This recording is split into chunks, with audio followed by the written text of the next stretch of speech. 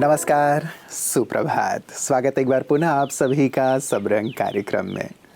मित्रों, कहते हैं कि ज्ञान धन से उत्तम है, क्योंकि धन की हमें रक्षा करनी पड़ती है, जबकि ज्ञान हमारी रक्षा करता है। वास्तव में ज्ञान का अर्थ समझ है मित्रों। जब व्यक्ति के अंदर सुंदर समझ विकसित हो जाती है तो उसके बोल, उसके कर्म स्वतः श्रेष्ठ होने लगते हैं और वो शिखर की ओर बढ़ने लगता है। इसीलिए कहते हैं ना कि जो ज्ञानी व्यक्ति है वो बड़ी से बड़ी बात को भी, जो विकराल परिस्थितियां हैं उन्हें छोटी कर देता है, और जो अज्ञानी है, बेसमझ या नासमझ है, वो छोटी सी बात को भी बहुत बड़ी कर देता है और उसी में ही उलझा रहता है। इसीलिए ज्ञान अर्थात समझ का जीवन में होना बहुत बहुत आवश्यक है। और यही ज्ञान लेकर प्रतिदिन सुबह सुवाक्य के रूप में हम लेकर आते हैं, जो हमारी समझ को विकसित करता है। आइए देखते हैं कि आज का सुंदर सुवाक्य हमारे लिए कौन सी समझ, कौन सा ज्ञान लेकर आया है। ओम शांति। कहते हैं, हर पल का आनंद लेने का नाम है जिंदगी। परंतु अक्सर हम अपने जीवन में बड़े बड़े पलों को बहुत अधिक महत्व देते हैं, परंतु वो तो कभी कभी घटित होते हैं, जैसे कहीं पर घूमने जाना या फिर किसी विशेष दिन को सेलिब्रेट करना। परंतु यदि हम अपने जीवन के छोटे छोटे पलों का आनंद लेना शुरू कर दें तो हमारा जीवन खुशियों से भर जाएगा। क्योंकि बचपन में हमारे पास समय होता है, शक्ति होती है, परंतु पैसा नहीं होता। युवावस्था में हमारे पास पैसा होता है, शक्ति होती है, परंतु समय नहीं होता।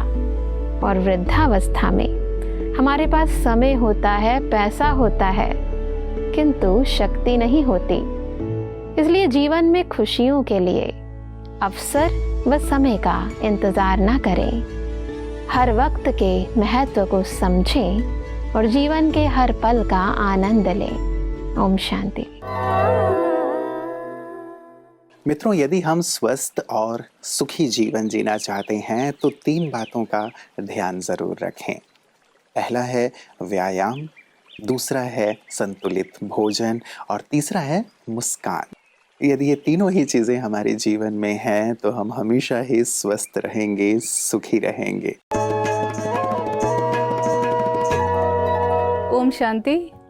बारिश का मौसम है, बहुत ही सुहावना मौसम है, लेकिन ये मौसम अपने साथ कुछ बीमारियों को भी लेके आता है।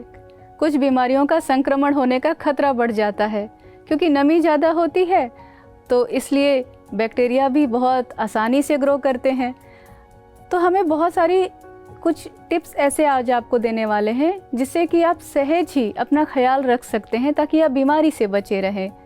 क्योंकि मॉनसून में खास करके जैसे डायरिया, पेट की बीमारी हुई, और मच्छरों के पनपने की वजह से डेंगू, मलेरिया, फिर फ्लू होने की संभावना रहती है, सर्दी, खांसी, वायरल फीवर।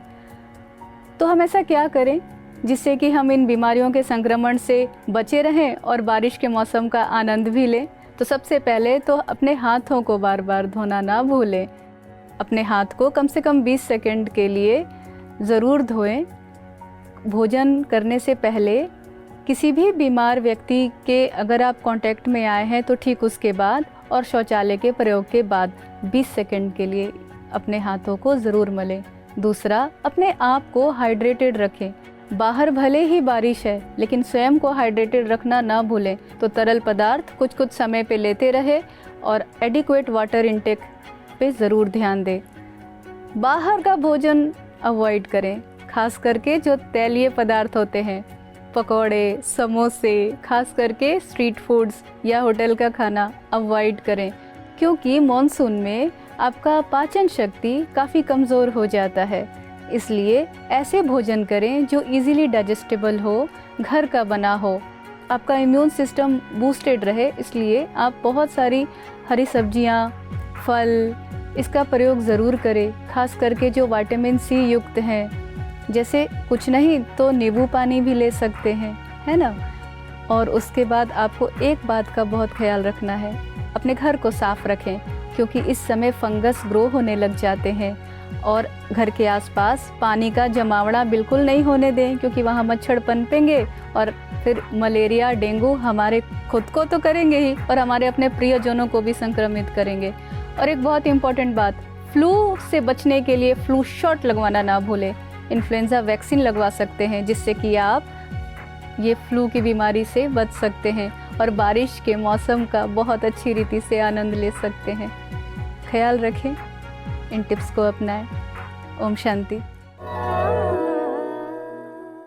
मित्रों, हम में से अधिकांश लोगों को सत्य की एक खोज अवश्य रहती है। हम जानना चाहते हैं कि जीवन क्या है, हम इस संसार में क्यों आए हैं और क्या ऐसा किया जाए जो हमारा जीवन सार्थक हो, सफल हो। यही सुंदर ज्ञान ब्रह्मा कुमारीज में प्रदान किया जाता है। और जब यहाँ पे लोग आते हैं, चाहे वो सामान्य हैं या विशिष्ट, तो वो ये अनुभव करते हैं कि सचमुच जिस चीज़ की हमें तलाश थी वो चीज़ हमें प्राप्त हुई, जिस सत्य की खोज थी वो सत्य हमें प्राप्त हुआ, जिस निस्वार्थ प्यार की आवश्यकता हम महसूस करते थे वो निस्वार्थ प्यार यहाँ हमें प्राप्त हुआ, जीवन का उद्देश्य जिसकी तलाश थी वो हमें यहाँ प्राप्त हुआ। और यही सुंदर अनुभव प्रतिदिन हमारे विशिष्ट जन आपके सम्मुख रखते हैं और आप भी महसूस करते होंगे कि सचमुच ये जो सुंदर प्रेरक अनुभव हैं हमें भी प्रेरित करते हैं आध्यात्म की ओर एक कदम बढ़ाने के लिए।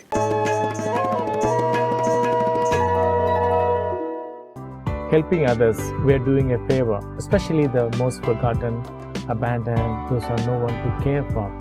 But you realize, in doing, they are doing a great favor to you, because our ministry, taking care of them, connects you to the Supreme God, what we call Father, our Father. And it puts the whole life in better perspective, that I am there as His instrument. And finally you realize you become God's instrument. And that pure sense of being used for God, by God, gives tremendous joy. मित्रों, कई लोग ऐसा मानते हैं कि आध्यात्म हमें जीवन से दूर कर देता है, लेकिन सत्य ये है कि आध्यात्म जीवन से दूर नहीं करता, लेकिन जीवन की गहराई में उतारता है। आध्यात्म हमें ईश्वर को पाने के लिए, संसार को छोड़ने के लिए प्रेरित नहीं करता, घर बार को छोड़ने के लिए प्रेरित नहीं करता, लेकिन ईश्वर को अपने घर का सदस्य बना लेने के लिए प्रेरित करता है।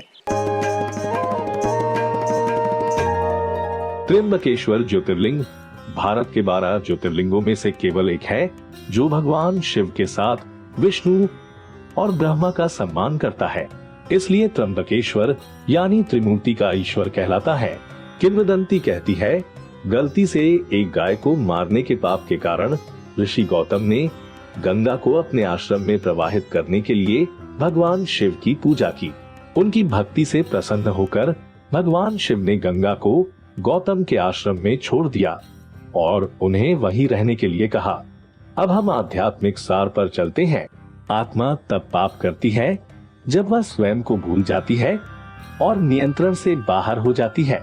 जब हम आत्माभिमानी होते हैं तो हम नियंत्रण में होते हैं। जब हम देह अभिमानी होते हैं तो हम नियंत्रण खो बैठते हैं और पाप करते हैं। और कौन सी गंगा हमारे पापों को धोएगी?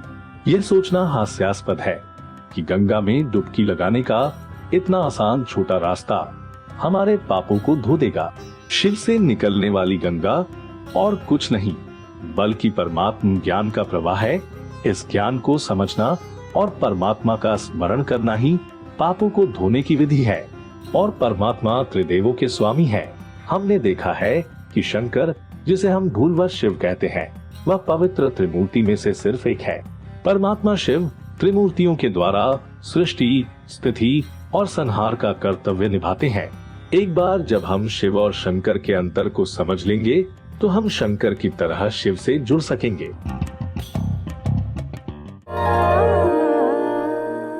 तो ये था मित्रों आज का सुंदर सबरंग। प्रतिदिन हम थोड़े समय एक दूसरे के साथ बिताते हैं और अच्छी सुंदर बातों की लेन देन करते हैं। मुझे पूरा विश्वास है कि जो बातें हम आपके सम्मुख रखते हैं, जो विचार रखते हैं और जो सुंदर जानकारियाँ आप तक पहुँचाते हैं, उससे अवश्य आप लाभान्वित हो रहे होंगे और अपने जीवन में उसे अमल करके अनुभव भी कर पा रहे होंगे कि कैसे ये जीवन के लिए श्रेयस्कर है।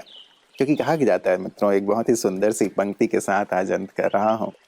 कहते हैं कि यदि संगत में शुद्ध विचार न मिले और पंगत में शुद्ध आहार न मिले तो उसे छोड़ देने में ही बुद्धिमानी है। संगत में शुद्ध विचार और पंगत में शुद्ध आहार, सचमुच बहुत ही गहरी सी बात है मित्रों। और प्रतिदिन कुछ गहरी बातें, शिक्षाप्रद बातें, समझ की बातें आपके लिए लेकर के आते हैं। इस पर ज़रूर चिंतन कीजिएगा क्योंकि यही तो जीवन का निर्माण करते हैं। अपना ख्याल रखिएगा। कल पुनः इसी वक्त आप सभी से मुलाकात होगी। नमस्कार। ओम शांति।